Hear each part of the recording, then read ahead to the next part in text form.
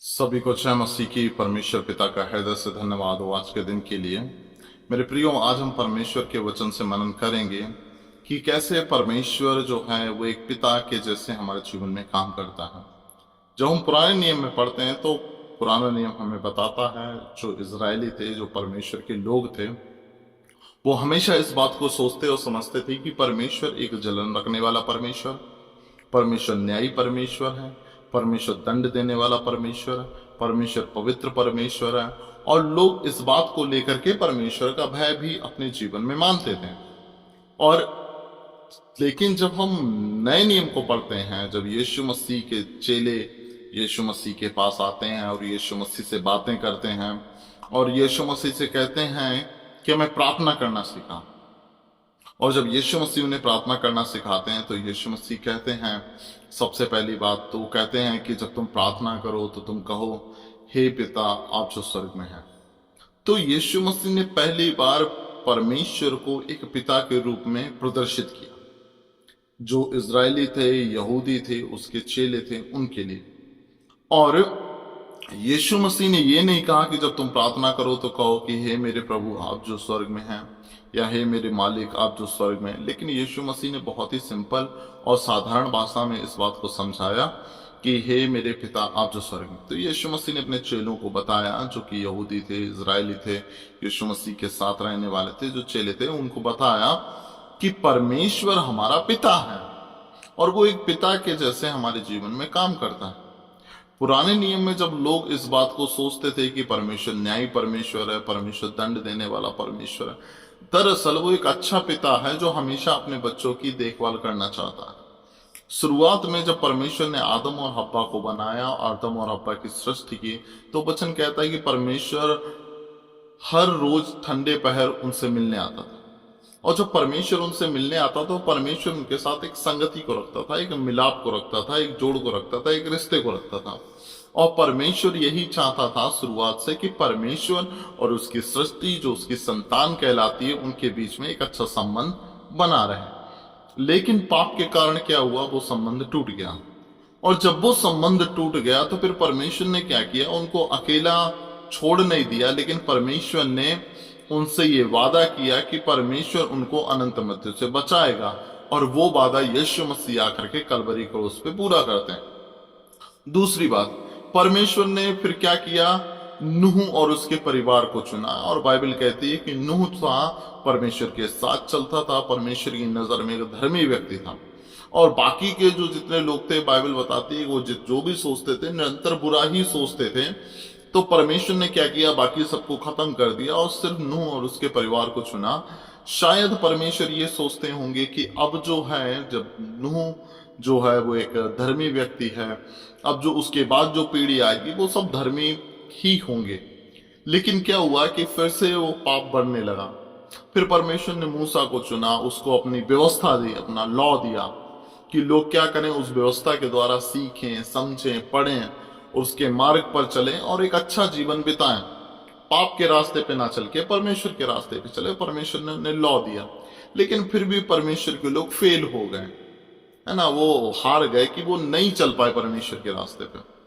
फिर परमेश्वर ने क्या किया, अपने भविष्यवक्ताओं को भेजा, जो भविष्यवक्ता थे, भविष्यवक्तिन थे, उनको भेजा कि तुम जाकर के क्या करो, उन्हें मेरे वचन को बताओ, सिखाओ, है ना, उनको मेरा रेवलेशन बताओ कि मैं उनके जीवन से क्या चाहता हूं। तो परमेश्वर ने अपने भविष्यवक्ताओं को भेजा, जिन्होंने परमेश्वर के लोगों को चिताया वचन के द्वारा कि परमेश्वर यहोवा यो कहता है कि अपने मार्ग से फिरो, परमेश्वर यहोवा यो कहता है कि तुम उसकी सुनो, परमेश्वर यहोवा यो कहता है कि मैं तुम्हें हाथ पकड़ करके, तुम्हारा उंगली पकड़ करके तुम्हें पांव पांव लिए चला और अब तुमने मुझे भूल गए हो। तो मतलब टाइम टाइम पर परमेश्वर ने अपने वाइज मैन, वुमेन, है ना, जो परमेश्वर के भविष्यवक्ता थे, भविष्यवक्तिन थे, उनको खड़ा किया कि वो परमेश्वर के लोगों को सही मार्ग पर ले जाएं। लेकिन हुआ क्या, कहीं ना कहीं फिर से वो फेल हो गए। फिर परमेश्वर का वचन कहता है कि परमेश्वर ने क्या किया, यशायाह नबी की किताब पढ़ते हैं तो वहां पर लिखा है, परमेश्वर ने कहा कि अब परमेश्वर आप ही तुम्हें एक चिन्ह देगा। देखो, एक कुंवारी गर्भवती होगी, वह एक पुत्र जनेगी, उसका नाम इमैनुअल रखा जाएगा। तो फिर परमेश्वर ने क्या किया, खुद यीशु मसीह ने आकर के इस दुनिया में जन्म लिया, जो एक पुत्र के होने को प्रकट करता है। और बाइबल कहती है कि जब वो पुत्र परमेश्वर का पुत्र है, तो उस बेटे ने वो पुत्र बनके ही क्यों आया, क्योंकि उसका रीजन ये था, वो परमेश्वर बनके भी आ सकता था, लेकिन वो एक बेटा बनके इसलिए आया क्योंकि वो अपने द्वारा जितने भी परमेश्वर के लोग हैं, जितने परमेश्वर के चुने हुए लोग हैं, उनको क्या करना चाहता था, बेटा और बेटी का अधिकार दिलाना चाहता था, एक बेटा बन करके। और वो आज्ञाकारिता में रहा और उसने ये करके भी दिखाया। तो जब यीशु मसीह के चेले यीशु मसीह के पास आकर के पूछते हैं कि हम प्रार्थना कैसे करें, तो यीशु मसीह कहते हैं जब तुम प्रार्थना करो तो कहो, हे पिता आप जो स्वर्ग। तो पहली बार यीशु मसीह ने इस बात को रिवील किया, प्रकट किया चेलों पर, इजरायलियों पर, जो यहूदी थे उन पर, और जो यीशु मसीह के मानने वाले थे उन पर, कि जो परमेश्वर है वो हमारा पिता है। वो एक अन्यायी परमेश्वर नहीं है, वो एक जलन रखने वाला परमेश्वर नहीं, लेकिन वो एक पवित्र परमेश्वर है और हमारा और आपका पिता है वो। और वो ये भी बताता है कि जब वो हमारा पिता है तो हमारा उसके साथ एक रिश्ता है। तो जो रिश्ता अदन के बाग में परमेश्वर ने आदम और अब्बा के साथ था, वही रिश्ता जो टूट गया था पाप के कारण, यीशु मसीह उसको जोड़ने आए थे। और यीशु मसीह ने इस प्रार्थना के द्वारा ये भी सिखाया कि अगर परमेश्वर हमारा पिता है तो हम उसकी संतान, और जब हम उसकी संतान है तो जरूरी है कि हम उसकी आज्ञाकारिता में बने रहें। और बाइबल कहती है, जब हम यूहन्ना रचित सुसमाचार किताब को पढ़ते हैं, उसके 17 अध्याय को पढ़ते हैं, तो वहां पे लिखा हुआ है कि परमेश्वर जैसे तूने मुझसे प्रेम रखा वैसे ही उनसे भी प्रेम रखा। उनसे मतलब हमसे और आपसे। तो परमेश्वर का जो प्रेम है, ऐसा नहीं था कि यीशु मसीह उनके प्रिय पुत्र थे, यीशु मसीह परमेश्वर के बेटे थे, तो परमेश्वर ने उनसे ज्यादा प्रेम किया हो, यीशु मसीह से ज्यादा प्रेम किया हो, और हमने बहुत पाप किए थे तो हमसे कम प्रेम किया हो।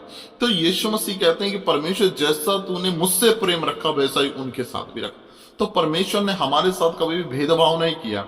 ऐसा नहीं किया कि हम अच्छे बेटे हैं तो मुझसे ज्यादा अच्छा प्रेम कर लिया, वो अच्छा बेटा नहीं है तो उससे कम प्रेम किया, है ना। यीशु मसीह एक अच्छे बेटे हैं तो उन्होंने हर एक आज्ञा को माना, हर एक बात को सुना, और उन्होंने कहा कि मैं इस पृथ्वी पर इसलिए आया ताकि अपने भेजने वाले की इच्छा को पूरा करूं। तो ऐसा नहीं कि परमेश्वर उनसे ज्यादा प्रेम कर रहे हो और परमेश्वर ये कह रहा हूं ये मेरी बेटी है, इसने मेरी बात को नहीं माना तो मैं इससे प्रेम नहीं करता हूं, क्या ये मेरा बेटा है, इसने मेरी बात को नहीं माना, इसने बहुत पाप किए तो मैं इससे प्रेम नहीं करता हूं, या इससे मैं थोड़ा कम प्रेम करता हूं। ऐसा बिल्कुल नहीं है, क्योंकि बाइबल हमें बताती है कि यीशु मसीह ने कहा कि पिता जैसा आपने मुझसे प्रेम रखा वैसा ही उनके साथ भी प्रेम रखा। वो एक अच्छा पिता है, वो पक्षपात नहीं करता है, लेकिन बात क्या है, वो एक पवित्र परमेश्वर है। जैसे यीशु मसीह आज्ञाकारी में बने रहे, तो दो बातें हमारे पिता के, जो परमेश्वर है, जो पिता, उसके कैरेक्टर से हमें देखने को मिलती हैं। पहली बात यह है कि वो एक अच्छा और प्रेमी पिता है, जो हमेशा अपने बच्चों को पाप से, अनंत मृत्यु से बचाने के लिए कोशिश करता रहा। समय समय पर उसने दंड भी दिया, समय समय पर उसने चेतावनियां भी दी, समय समय पर उन्हें बचाया भी, लेकिन उन्हें कभी नाश नहीं किया। और परमेश्वर चाहता था कि वो हमेशा बचे रहें। वो एक अच्छा पिता है, प्रेमी पिता है, दयालु पिता है, जो हमेशा अपने बच्चों को बचाना चाहता है, उनकी सुरक्षा करना चाहता है। दूसरी बात, जो परमेश्वर है वो पवित्र परमेश्वर। वो कैसा परमेश्वर है? पवित्र परमेश्वर। और जब हम यशाया नबी की किताब पढ़ते हैं तो वहां पे लिखा हुआ है 6 अध्याय में कि यशाया ने देखा, एक दर्शन देखा, उसने देखा कि परमेश्वर स्वर्ग पर विराजमान है और बहुत से एंजल, आर्क एंजल, स्वर्गदूत क्या कर रहे हैं? परमेश्वर की महिमा कर रहे हैं, परमेश्वर की आराधना कर रहे हैं और कह रहे हैं कि पवित्र पवित्र पवित्र प्रभु, सामर्थी प्रभु, है ना। परमेश्वर की क्या कर रहे हैं? होशन्ना गा रहे हैं और परमेश्वर की पवित्रता का प्रकटीकरण कर रहे हैं। और आदम और हव्वा से जब परमेश्वर का संबंध टूटा था तो इस वजह से टूटा था क्योंकि जो परमेश्वर है वो पवित्र परमेश्वर है और पवित्रता और पाप का कोई मेल नहीं है, ज्योति और अंधकार का कोई मेल नहीं है। अब मेरे प्रियो, पवित्रता उसकी इतनी ज्यादा है, वो चाहता है कि उसके बच्चे भी, उसके बेटे और बेटी भी पवित्र बने। जब हम पवित्र बनेंगे तो हम अपने परमेश्वर को और अच्छे से जान पाएंगे। देखिए उसकी पवित्रता कितनी महान है। उसके प्रेम की खातिर उसने क्या किया? अपने इकलौते बेटे को क्रूस पर बलिदान कर दिया। लेकिन अपनी पवित्रता के कारण उसने अपने इकलौते बेटे को क्रूस पर अकेला छोड़ दिया, जब उसके ऊपर सारे संसार के पापों का बोझ था। और यीशु मसीह ने कहा था कि हे मेरे परमेश्वर, हे मेरे परमेश्वर, तूने मुझे क्यों छोड़ दिया? क्यों? क्योंकि फिर से पाप और पवित्रता का कोई मेल नहीं है, अंधकार और ज्योति का कोई मेल नहीं है। तो मेरे प्रियो, हमें दो बातें हमने सीखी हैं, और ये दो बातें हमारे दिमाग में हमेशा बनी रहनी चाहिए कि परमेश्वर प्रेमी परमेश्वर है। बाइबल कहती है कि तुम्हारे पाप कैसे भी रंग के ना हो, क्योंकि लाल रंग के हों, अर्गवानी रंग के हों, कितने भी कैसे क्यों ना हो, लेकिन जब हम पश्चाताप के साथ परमेश्वर के पास आते हैं, वो आज भी हमें प्रेम करता है, आज भी हमारी चिंता करता है, हमें बचाता है और हमारे लिए अनंत जीवन का मार्ग तैयार करता है। दूसरी बात जो है, हमें एक पवित्र जीवन जीना है। क्यों? क्योंकि जब पवित्रता के कारण वो अपने इकलौते बेटे को भी छोड़ सकता है, तो हमारी और आपकी बात बहुत दूर हो गई।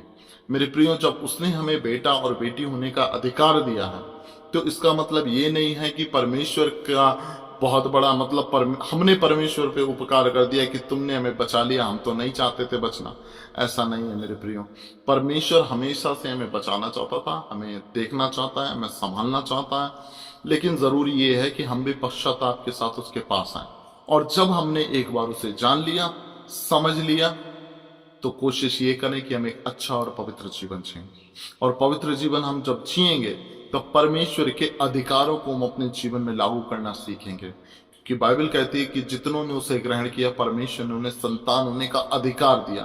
तो जो हमारे और आपके स्वर्गीय अधिकार है, जो हमें परमेश्वर के संतान होने से मिलते हैं, उन्हें हम क्या करते हैं? उनको हम अपने जीवन के द्वारा लागू करना सीखना शुरू कर देते हैं।